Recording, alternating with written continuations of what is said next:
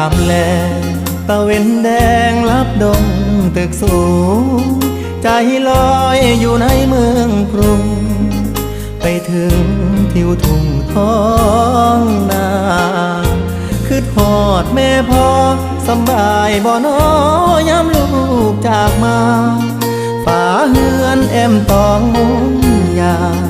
หลับตายังจำฝังใจ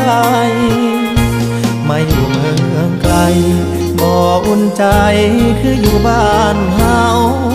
หาปลาหน้าหวานเกี่ยวข้าวของขึ้นเหล่าลาบขมต้มไก่หนาวหมอกจางจางไอดินกลิ่นฟางยังค้างในใจหอมเอ่ยหอมกลิ่นเข้ามาน้ำตาสิไหลย้ำคือทอดบ้าน